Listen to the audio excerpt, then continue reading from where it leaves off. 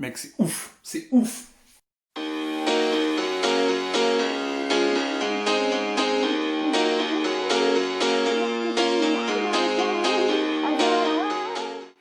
salut à tous, c'est Thibaut Grandcru, je suis super heureux de vous retrouver aujourd'hui pour une nouvelle dégustation, la première dégustation de ma chaîne. J'en suis super fier, je suis très ému parce que vous avez été absolument incroyable et adorable d'amour avec moi sur tous les commentaires que j'ai pu recevoir sur ma première vidéo. Ça me va droit au cœur, c'est hyper mignon, c'est trop gentil. Donc voilà, je suis super touché et d'autant plus ému de faire cette vidéo. J'ai d'autant plus la pression, tu vois. Je m'avais mis un coup de pression, en vrai j'étais pas prêt, je m'attendais pas, voilà, je m'attendais pas. Résultat, je vais être obligé de déguster ce putain de grand vin avec vous, de donner mes impressions au mieux, de faire quelque chose de propre, d'intéressant. Comme promis les enfants, voici venir le grand château Pavie 1983, voilà, que nous allons déguster aujourd'hui, avec grand bonheur, avec grand plaisir et avec vous. Alors, que je vous parle un petit peu de la bouteille, parce qu'il va falloir que je l'ouvre et que je l'aère un petit peu avant, hein. Tu connais, tu vois, la vraie dégustation, tu vois comment ça se fait, il faut faire ça à peu près correctement. Hein, tu vois, je vais le faire avec beaucoup d'amour. Donc, pour une vraie dégustation de grand vin, toujours ouvrir la bouteille au minimum une petite heure avant, tu vois, 3/4 d'heure, c'est pas mal. L'essentiel étant qu'il s'aère un peu. Je vous expliquerai plus tard pourquoi il faut qu'il s'aère, etc., vous verrez. Donc, Château Pavie 1983. Pour moi, la dégustation d'une bonne grande bouteille de vin commence toujours par le kiff de la bouteille, le kiff de l'étiquette, le fameux mythe de l'étiquette. Tu vois, il y en a qui débouchent une bouteille à table juste pour l'étiquette. En vrai, ouais, hier soir j'ai bu un verre, c'était une grande étiquette. Alors, j'ai découvert aussi un truc qui me fait trop rire, c'est un truc de ouf. Sur les grands vins, hein, je parle, hein, pas les vins classiques. Les grands vins, on parle pas de bouteilles de vin, on parle de flacons. En vrai, ce sont des flacons. Je vous propose ce flacon de Château Pavie 1983, t'as vu Non, en vrai, c'est du délire, enfin, c'est trop drôle. C'est le monde du luxe, on est dans le monde du luxe, ce sont des vins qui sont plus du tout abordables, qui coûtent une fortune. Donc tous les termes sont permis, tout est permis, voilà, y compris les flacons et autres délires. Je suis donc en présence de ce flacon Château Pavie 1983, qui est donc un premier grand cru classé de Saint-Émilion. À savoir que le Saint-Émilion a donc son propre classement de grand cru, puisque le Saint-Émilion est dans la région du Bordelais, mais le Bordelais a son classement, qui concerne principalement la rive gauche de la Garonne, le Saint-Émilion étant situé rive droite de la Garonne, et n'étant pas classé dans les Bordeaux du classement de 1855, ils ont décidé de créer leur propre classement. Je vous ferai une vidéo explicative des classements de Grand Cru. Je vais commencer par apprécier l'étiquette avec vous. Alors, l'étiquette de Château Pavie. Donc chaque grand château, évidemment, essaie de se démarquer avec son étiquette, chacun a sa signature propre. Ils ont tous des fonds différents d'étiquettes, blanc, jaune, etc. Château Pavie, bon là il est très vieux, l'étiquette est super vieille et super abîmée, du coup, bon, c'est peut-être pas le meilleur exemple, mais voilà. Elle est vieille, donc normalement le fond est blanc, ils ont précisé tout ce qu'il faut, voilà, premier grand cru évidemment. Ils ont décidé, eux, de mettre, tu vois, donc le château en liseré ici, château noir et blanc, et juste faire ressortir les vignes en vert. Ça a une certaine classe, et en même temps, c'est pas forcément la plus jolie des bouteilles esthétiquement parlant. Et donc, bien sûr, ils ont spécifié qu'à cette époque-là, en 1983, c'était Valette le propriétaire, tu vois. Donc il faut savoir que ça a changé depuis. À l'époque, les premiers grands crus classés de Saint-Émilion n'étaient composés que d'une seule classe. Aujourd'hui, ça a changé, il y a les premiers grands crus classés A et les premiers grands crus classés B. Il faut savoir qu'à la mise en place du classement des premiers grands crus classés de Saint-Émilion, Château Pavie était classé B, et il a été révisé classé A en 2012 à la dernière revue du classement de Saint-Émilion. Notamment parce que le château a été repris et a changé de propriétaire en 1998, ce n'est plus Valette le propriétaire mais Gérard Perse, sur les conseils de Robert Parker quand même, excusez du peu, voilà. Et il faut savoir que depuis la reprise de Château Pavie par les Perses, le vin a beaucoup changé, soi-disant d'après les connaisseurs, hein, il a beaucoup changé, il a beaucoup gagné en qualité, donc moi je déguste aujourd'hui une vieille époque du Château Pavie. Donc voilà, il faut savoir que cette bouteille, sa cote est à peu près 150 €, voilà, elle est revendue par des professionnels vers les 160 €, et la cote idéale Vine est à 130 €. Voilà à peu près comment on estime le prix moyen d'une grande bouteille comme ça. Vous regardez chez 2-3 professionnels, et vous regardez la cote idéale Vine qui représente la cote des vins vendus d'occasion. Donc voilà, moi évidemment j'ai eu, je vous l'ai dit, beaucoup moins cher à cause de l'étiquette qui est vachement abîmée. Bon, on va passer à un grand moment de la vidéo, on va passer au moment du débouchage de la bouteille. Alors c'est un truc qui va être vachement ouf, parce que là on rigole pas. On se la fait pas à la mode gauloise, tu vois, comme moi j'adore le faire, comme tu vas pouvoir le voir. Tout de suite. Prêt ? Madre, Yomdai.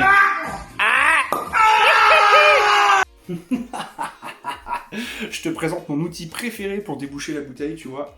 Le pied de vigne, voilà, mon gros pied de vigne préféré. Voilà, ça c'est mon instrument préféré pour déboucher toutes mes quilles, comme on peut dire. Mais aujourd'hui, bien sûr, je ne peux absolument pas me permettre de déboucher ma bouteille avec un pied de vigne comme un gros sagouin, tu vois. Non, non, non, non, non, non, non. J'ai eu la chance, ou la misère, à toi de voir, de faire un petit peu de service, tu vois, en restauration. Et quand tu fais du service de restauration, et notamment haut de gamme, tu es obligé d'avoir ceci. Un limonadier. Voilà, un limonadier de professionnel. Donc voilà, qui sert à déboucher une grande bouteille correctement et sans faire le cake. Voilà. Là, je suis obligé parce que la bouteille est très ancienne, ce qui veut dire que j'ai de grandes chances d'abîmer le bouchon qui est en liège. Le liège a tendance à beaucoup s'abîmer et à être très friable avec le temps, surtout s'il s'imbibe du liquide qu'il y a dans la bouteille, tu vois. J'ai eu la mauvaise expérience d'ouvrir une bouteille bouchonnée pas plus tard que il y a 15 jours, juste avant le confinement, tu vois, chez mon meilleur ami. Bon, bah voilà. Du coup, j'ai même pu réavoir le nez et le goût du vin bouchonné, c'est absolument ignoble. Il était moisi, il était trop vieux, il était trop... Voilà, il était mort. Et en vrai, tu vois, c'était un Pomerol 1989, mais une bouteille classique, donc pas un vin de garde. Alors ça, je vous le dis, c'est cadeau aussi, voilà, c'est pour vous. On ne garde pas les bouteilles classiques. Les bouteilles qui se gardent sont uniquement les grands vins, les très grands vins, ce qu'on appelle les vins de garde. Voilà, ça sert absolument à rien de garder des vins à 10 € la bouteille, 15, 20. Ce sont des vins qui doivent se boire maximum dans les 10 ans. Voilà, petit conseil, ça sert à rien de faire des caves de je sais pas quoi.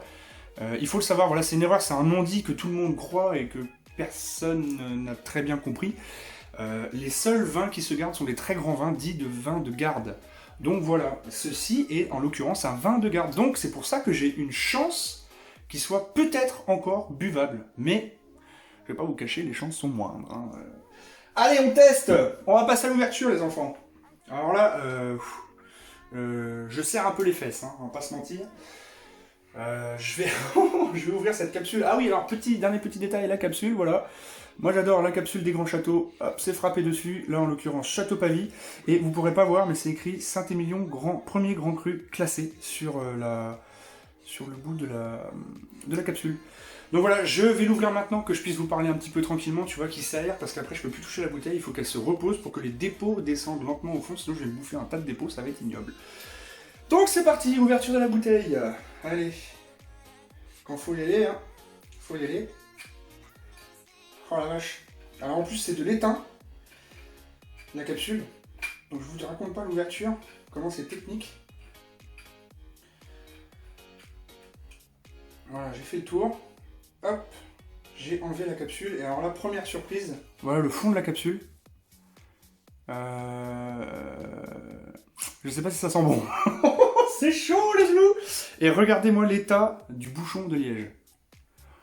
Je sais pas si ça vous donne une idée sur la vidéo, mais en vrai, et j'avais lu qu'il faut toujours nettoyer le goulot. Et bah je comprends mieux pourquoi. C'est la première fois de ma vie que je vois ça. Il y a pas mal de dépôts, un petit peu de métal et de liège mélangés en fait. Les deux se sont mélangés. Et il y a une petite moisissure. Ouais voilà c'est ça, c'est de la moisissure. Mais pas de la moisissure dégueu, tu vois, comme dans le fond de ton frigo quand t'as laissé un truc qui reste pourrir pendant 15 jours. Non, on dirait de la petite moisissure assez noble, un mélange de liège, je te dis, et puis de métal. Voilà, je sais pas si tu peux voir. Voilà, c'est vachement impressionnant, putain, c'est la première fois de ma vie que je vois ça.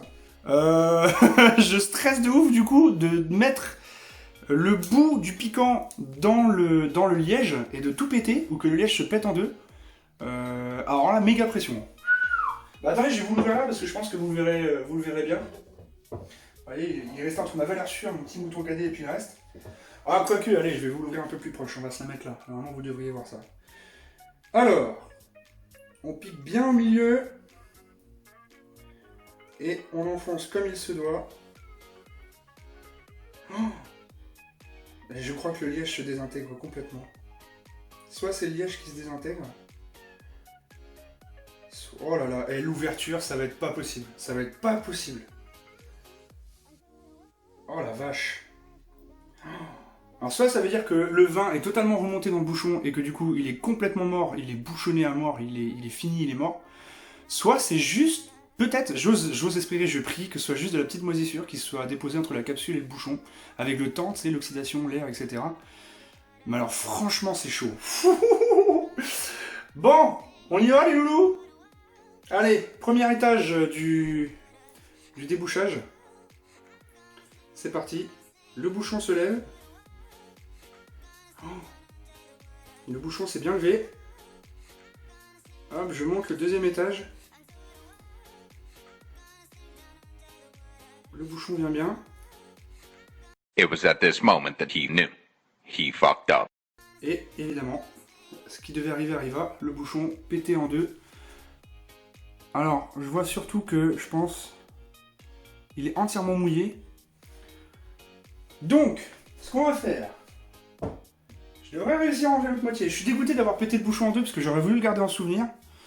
Je vais peut-être le garder en souvenir quand même. Hein. Ah, en tous les cas, au niveau de l'odeur, c'est impressionnant par contre. Ah, tu sais, ça sent pas le vin dégueu comme tu peux sentir quand tu débouches un vieux bouchon de liège. Ça sent bon par contre. En vrai, alors là, c'est impressionnant. Oh. Bon, voilà, la première partie du bouchon. Alors déjà, j'aurais voulu le garder parce que sur les bouchons, tu vois, regarde-moi comme c'est beau déjà. Il y a déjà marqué Château Pavie siglé dessus en gros et tout, en mode magnifique. Je suis dégoûté de l'avoir pété. Et surtout maintenant, ce qui va être bien rock'n'roll, c'est de récupérer le fond. Oh là là, bah... Ouais, bon, bah il est tombé dedans. Je peux pas le piquer en fait. Il est tombé dans le vin. Il est tombé dedans. Ça part sur une catastrophe, hein, purement et simplement, voilà. Oh là là là là là là là. Ah si, ça y est.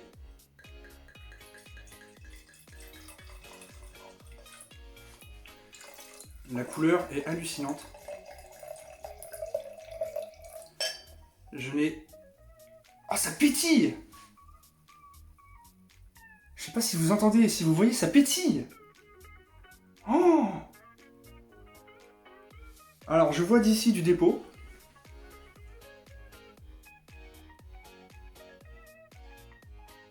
Oh, l'odeur, je sais pas. Alors là, je suis... l'odeur de la bouteille, je sais pas si c'est du moisi ou juste du vin vieilli. Alors là... Déjà, alors, quand on fait une bonne petite dégustation de vin, tu vois, on regarde la couleur du vin, sa robe, c'est super important. Vous pouvez voir que là, il a une robe déjà bien avancée. Hein. Je vais vous mettre un nuancier de couleur en fonction de l'âge du vin, vous allez comprendre. Et sur le pomme qu'on a ouvert, je vous dis, la dernière fois, bouchonné avec mon pote, on voit qu'il est trop vieux, à la couleur, surtout sur les bords du verre, on voit à la couleur qu'il est plus rouge, il est plus tellement rouge, il est plutôt marron doré. Et là, c'est quand il est à la limite du Porto, tu vois, quand il est vraiment trop vieux, déjà ultra oxydé. Pour qu'il soit bon, il faut qu'il garde une certaine robe pourpre. Et tu vois, regarde, je crois que même là, on le voit, il est marron, mais c'est très très très très léger. Ça reste rouge. Ça reste rouge, mais marron. Alors, au nez, déjà, il n'est pas bouchonné, c'est quasi sûr. Au nez, c'est cool. Oh la vache. Je crois qu'il va être... Je crois qu'il est buvable. Je crois qu'il est buvable, les loulous. Parce qu'il faut savoir que les Saint-Émilion et les Bordeaux en général ont une couleur vachement foncée de base. Hein. C'est ultra foncé, c'est beaucoup plus foncé que le Bourgogne. Par exemple, le Bourgogne est un vin rouge clair. Et plus en nuance, tu vois. Le Bordeaux est très terreux. Et là, on voit qu'il est... Tu vois, c'est débile ce que je veux dire, mais il est foncé clair, tu vois. Le nez est incroyable. C'est... Putain, j'étais pas prêt du tout. Allez, j'ai envie de goûter. Bon, j'ai juste un minuscule morceau de liège. Je vais essayer de pas le boire et de le sortir du verre. Allez, je me lance une première gorgée, ok? Ça se trouve, en fait, il est dégueu, hein, il est pas assez complet, mais on va voir.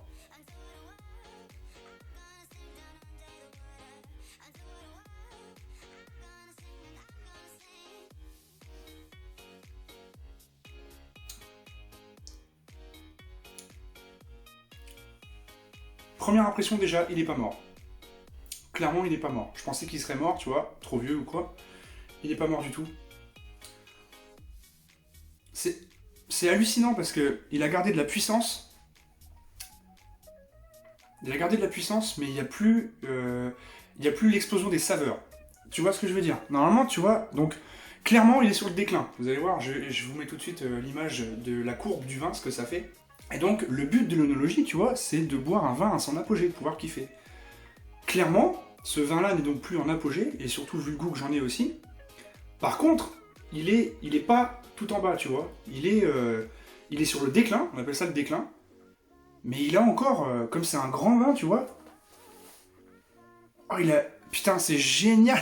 Moi, je sais pas comment vous décrire ça, en vrai, Je sais pas comment vous décrire ça, c'est complètement dingue. Parce qu'en fait, j'ai déjà bu... Moi, pour tout vous dire, moi, je suis vachement Bordeaux, et particulièrement Saint-Émilion. J'ai toujours aimé le Saint-Émilion, c'est ce que je préfère dans le vin rouge. Donc, si tu veux, j'ai l'habitude de boire du Saint-Émilion, tu vois.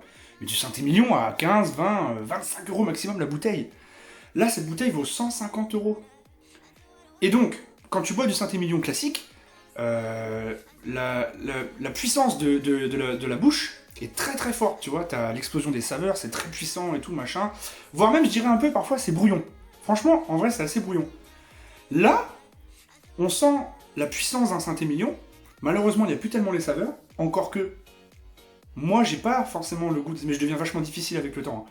Mais j'ai plus trop le goût des saveurs, mais on sent une puissance quand même. Et surtout, et c'est là où c'est ultra bluffant, la subtilité. J'avais beaucoup d'a priori sur les grands vins, tu vois, parce que par rapport au prix, ce que ça coûte, etc., tu vois, quand tu mets le prix, tu te dis, à ce prix-là, il faut forcément que ce soit complètement dingue. Les autres bouteilles qui vont suivre, les enfants, le prix que j'ai mis, et celle-là, c'est la moins chère. Et alors, par contre, j'ai bien, tu vois, le goût du Saint-Émilion en bouche, là. J'ai bien le goût subtil et ultra travaillé, tu vois, du grand château de Saint-Émilion. Franchement, c'est magnifique. Un petit peu aéré, là, ça y est, depuis le temps que je parle, là. Il a bien eu le temps de s'aérer, tu vois. Il est divin. C'est complètement ouf. Oh, les amis, si vous pouviez goûter ça. Mais putain, c'est... Bon, ok, là, ok. Franchement, je voulais pas racheter des grandes bouteilles, mettre autant de prix, parce que ça coûte vraiment trop cher. Mais en vrai, je crois que je vais vraiment être obligé d'y réfléchir. Genre quand tu reçois des potes, tu vois, des amis et tout, si tu veux vraiment faire plaisir, si tu kiffes vraiment le vin, je crois que tu vas être obligé de mettre un peu de prix. Ah, j'y reviens facilement, hein, t'as vu, j'ai vraiment envie de le boire. Hein.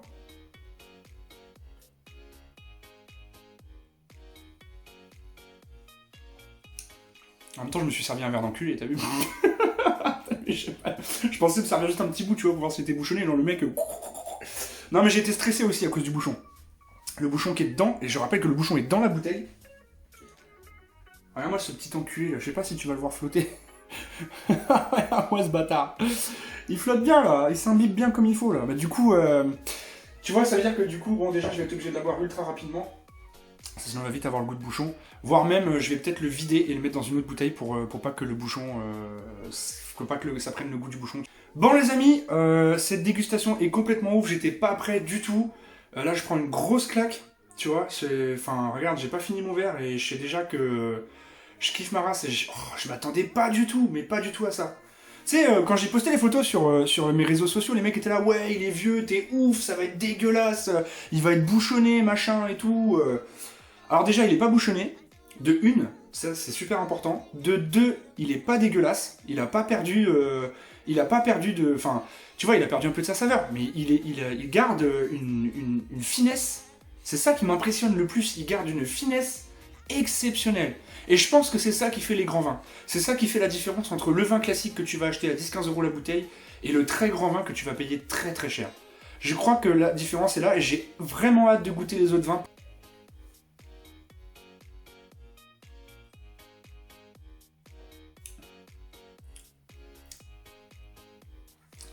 Putain mec, tu me crois pas, il y a des saveurs qui reviennent.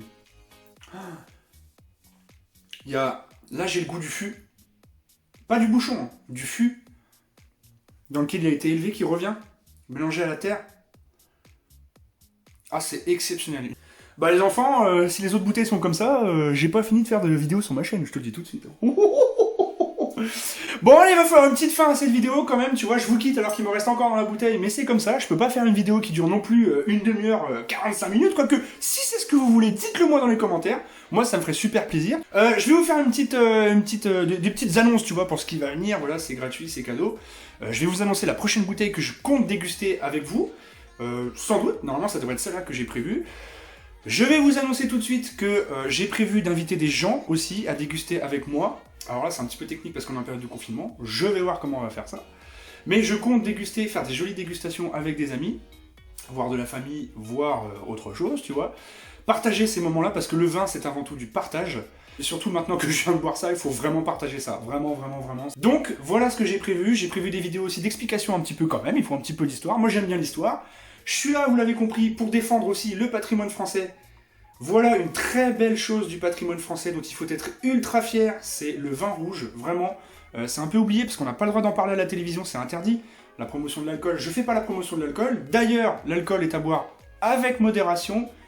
Et l'abus d'alcool est dangereux pour la santé. Voilà, je l'ai dit, c'est important, il faut le dire les enfants, il faut le dire. Eh oui, oui, oui, oui. Allez, on va passer à l'annonce de la prochaine bouteille que je compte déguster avec vous. Je vous la montre tout de suite, je me sépare de ce verre dont je n'ai pas envie. J'ai pas envie parce que j'ai envie de le finir le verre. Hein. J'ai décidé de vous déguster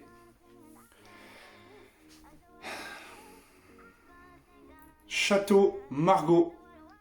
Voilà. Donc évidemment, le grand château de Château Margaux, le premier vin. Voilà, c'est le grand Château Margaux de mon année de naissance, 1992. Voilà. La capsule est complètement ouf, c'est magnifique. Il paraît que c'est l'un des meilleurs vins du monde en Bordeaux qui existe, donc autant vous dire. Il est carrément moins vieux que celui que je suis en train de boire, donc ça se trouve, il est même encore dans son apogée, tu vois ce que je veux dire? La dégustation promet d'être vraiment ouf. Si ma dégustation vous a plu, surtout abonnez-vous, voilà, ça vous permettra de ne pas louper mes prochaines dégustations. Vous êtes déjà très nombreux à me suivre, ça me fait super plaisir, ça me fait ultra chaud au cœur. Bon, j'espère que j'ai tout dit, et sur ce, je vous fais de gros bisous. Bisous!